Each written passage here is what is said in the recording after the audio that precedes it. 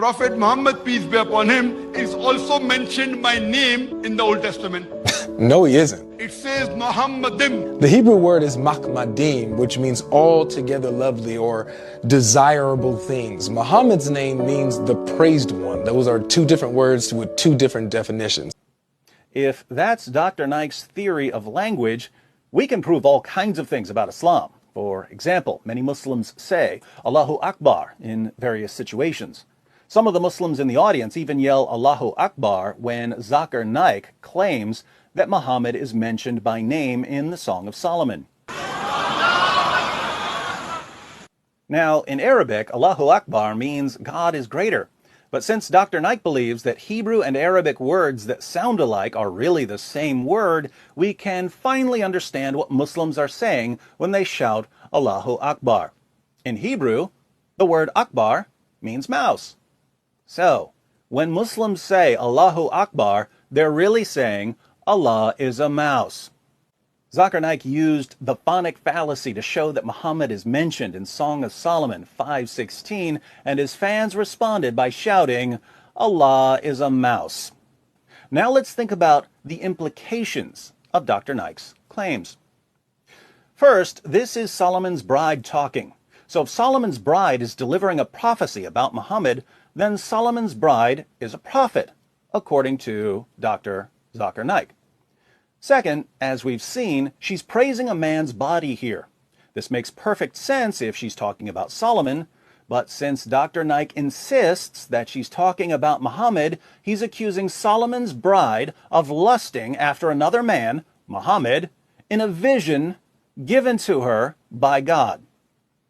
Third, if verse 16 is about Muhammad, then Solomon's wife calls Muhammad her beloved. But in chapter 7, verse 10, she says, I belong to my beloved, and his desire is for me. The desire of her beloved is for her. Remind me, who is her beloved, according to Dr. Naik? Her beloved is Muhammad, which means that Muhammad's desire was for Solomon's bride.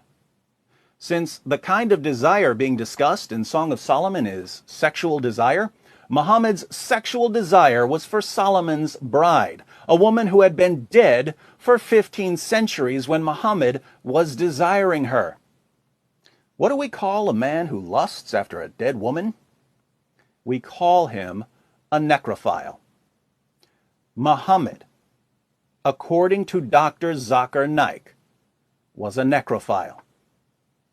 But we can learn even more about Muhammad from Dr. Naik's scandalous translation of Mahmud, because Mahmud is used in many places in the Old Testament. Obviously, if we're going to say that the Hebrew word Mahmud is simply the name Muhammad, we need to be consistent and say that wherever the word Mahmud is used, it's referring to Muhammad. In Ezekiel 24:16, God refers to Ezekiel's wife as the delight of Ezekiel's eyes. But the word delight here, in Hebrew, is Mahmud. According to Dr. Naik, however, the Hebrew word Mahmud shouldn't be translated as delight or lovely because it's a name, the name Muhammad. And if Mahmud means Muhammad and Ezekiel's wife was Mahmud, then Muhammad was Ezekiel's wife. Hence, Muhammad was in a gay marriage with another prophet. And Muhammad was the wife in that relationship. Ezekiel was the man. Muhammad was the wife. Draw your own conclusions there, Muslims.